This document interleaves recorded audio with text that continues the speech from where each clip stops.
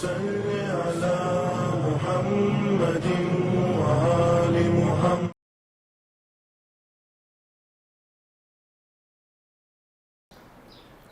اعوذ باللہ من الشیطان الرجیم. بسم اللہ الرحمن الرحیم. الحمد للہ والصلاة والسلام علی عبادہ الذین اصطفیٰ ولعنۃ اللہ علی اعدائہم اعداء اللہ. اما بعد فقد قال اللہ تعالی فی القرآن الکریم. بسم اللہ الرحمن الرحیم. ومن آیاتہ ان خلق لکم من انفسکم ازواجا لتسکنوا الیہا وجعل بینکم مودۃ ورحمہ ان فی ذلک لآیات لقوم یتفکرون. عزیزو، سب سے پہلے میں آپ سبھی کو ماہ رجب کی جو مناسبتیں ہیں، خوشی کی مناسبتیں ہیں، اس حوالے سے بہت بہت مبارکباد پیش کرتا ہوں. اور اسی ہفتے شب بعثت پیغمبر اکرم حضرت محمد مصطفیٰ صلی اللہ علیہ وآلہ وسلم ہے، جو اسلام کی سب سے بڑی عیدوں میں جس کا شمار ہے اور اسلام کی اعلان اور نبوت کے اعلان کا دن ہے. اس حوالے سے بھی آپ سب کو مبارکبادی پیش کرتا ہوں اور دعا کرتا ہوں کہ خدا ہم سب کو ماہ رمضان کے لیے بہتر طریقے سے آمادہ ہونے کی توفیق عنایت فرمائے. عزیزوں، جو موضوع گفتگو ہے ہم لوگوں میں وہ ہے شادی شدہ زندگی، میرج لائف یا ازدواجی زندگی کے حوالے سے بہت ساری باتیں ہم لوگوں نے پیش کی ہیں اور بہت چیزوں کو سمجھنے کی کوشش کی ہے. اور دنیا کا سب سے بڑا ابھی جو مسئلہ بنتا جا رہا ہے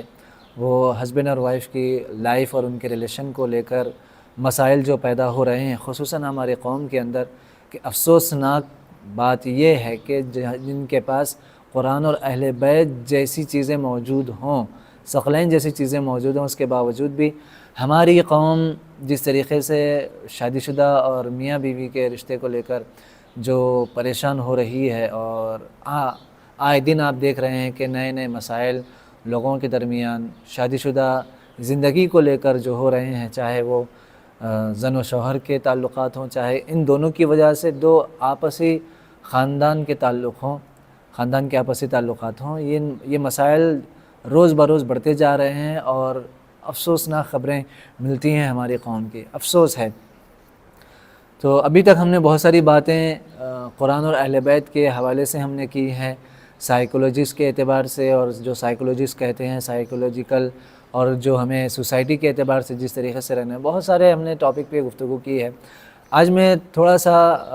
الگ انداز میں اور اہل بیت علیہ الصلوۃ والسلام اور قرآن نے جو طریقہ ہم لوگوں کو پیش کیا ہے، جس آیت کو میں ہمیشہ اپنے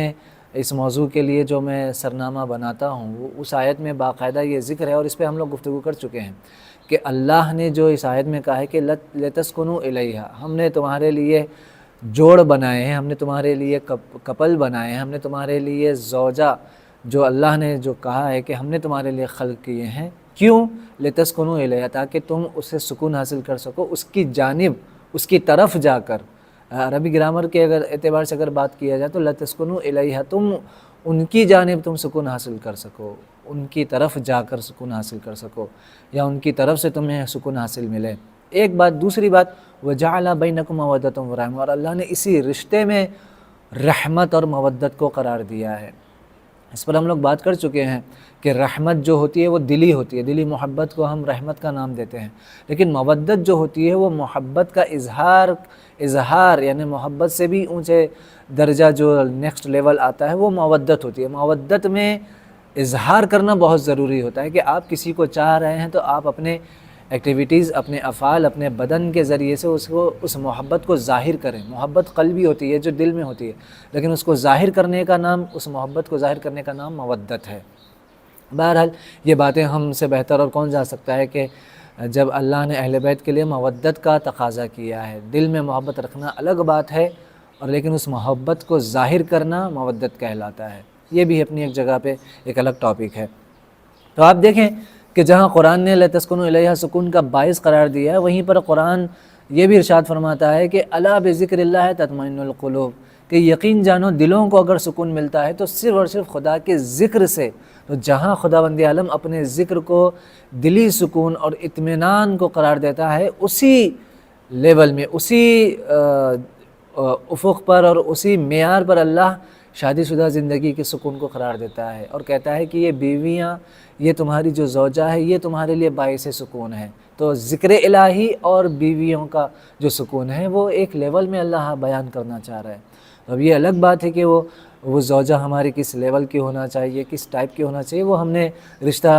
کن لوگوں سے کرنا ہے وہ ہم لوگوں نے اس وقت بات کر چکی ہے۔ لیکن اگر واقعاً مؤمنہ خاتون ہے تو وہ اس کی ذمہ داری بنتی ہے کہ وہ اپنے شوہر کے لیے باعث سکون بنے۔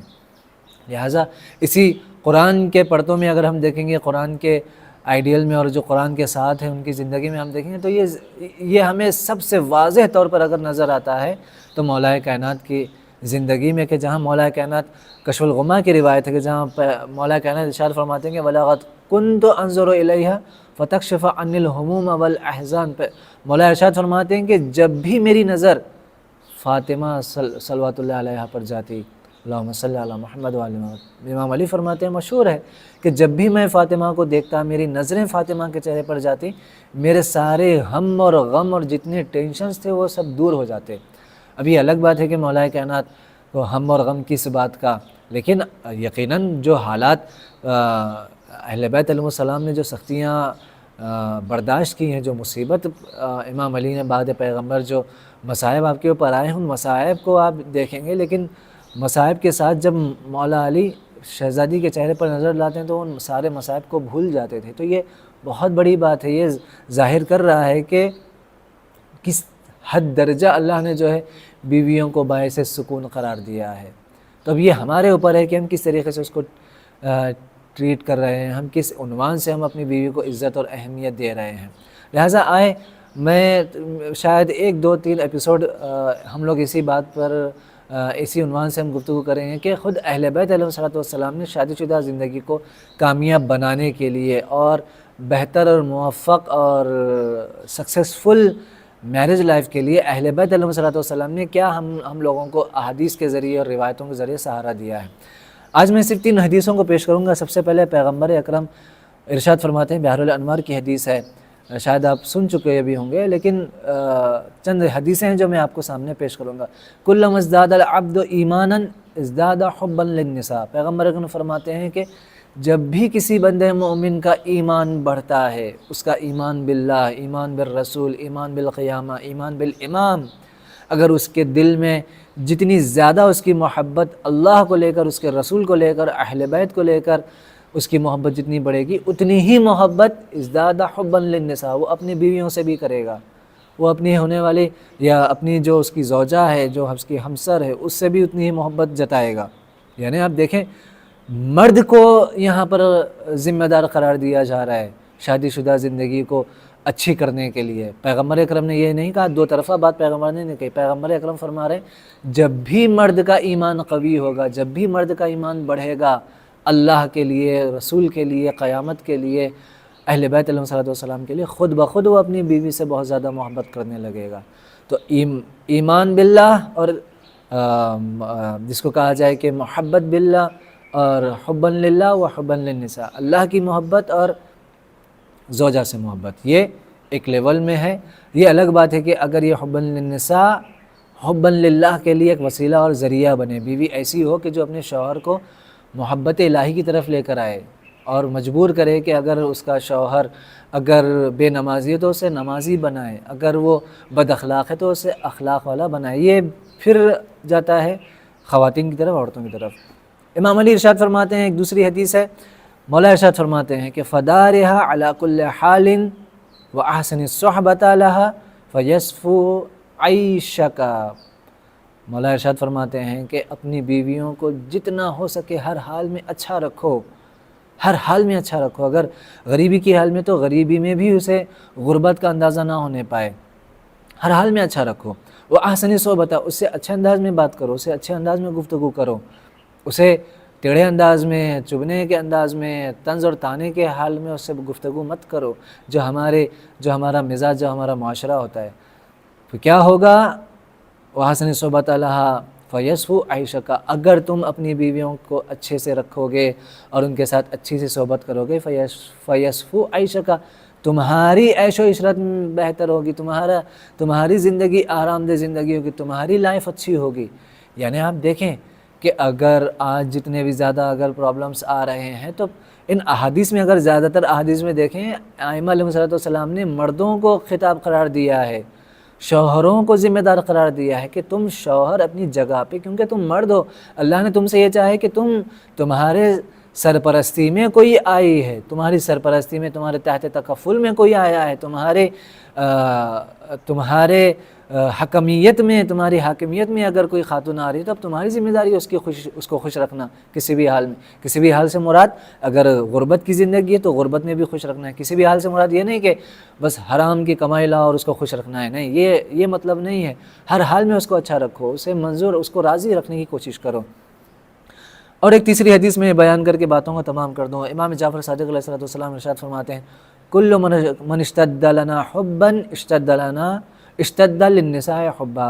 امام ارشاد فرماتے ہیں کہ جب کسی بھی بندے کی محبت، مومن کی محبت ہم اہل بیت سے زیادہ ہوگی، ہم اہل بیت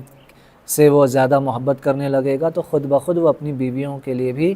باعث محبت قرار پائے گا، وہ اس کی محبت بیویوں کے لیے بھی زیادہ ہو جائے گی۔ تو یقیناً یہ معیار ہے کہ اہل بیت سے جو جتنا زیادہ محبت کرتا ہوگا وہ اپنی بیویوں اور اپنی خاتون سے بھی اتنی ہی محبت کرنے لگے گا۔ یہ معیار ہے جو اہل بیت علیہ السلام نے بیان کیا۔ اتنے سارے احادیث اور اتنے سارے اسوہ زندگی جو اہل بیت ہیں ہمارے لیے، قرآن ہمارے لیے آئیڈیل ہے، اس کے باوجود بھی ہماری جو آج قوم کی حالت ہو رہی ہے وہ دیکھیں کہ جہاں جو ایک دور تھا، جو زمانے عرب میں جاہلیت کا جو دور تھا، جو زمانے جاہلیت میں عرب کا جو دور تھا، وہ یہی دور تھا کہ وہ افراد اپنے بیویوں کو تحت تکفل میں رکھتے اور انہیں نوکرانی سمجھتے، ان کی بے عزتی کرتے، لیکن اہل بیت علیہ السلام نے ایسا کچھ بھی نہیں کیا ہے۔ تو اہل بیت علیہ السلام کے فرمان کے مطابق یہی ہونا چاہیے کہ وہ ہم اپنے خواتین سے، اپنے جو ہمارے جو ازواج ہیں، ہم ان کے ساتھ بہتر سے بہتر پیش آئیں، کیونکہ اہل بیت علیہ السلام نے یہی طریقہ کار ہم کو بیان کیا ہے۔ خداوند عالم سے یہ دعا کہ خدایا ہم سب کو اپنی میرج لائف اور اپنی جو پارٹنر جو ہے ہماری لائف پارٹنر، اس کے ساتھ اچھے سے رہنے کی توفیق عنایت فرمائے۔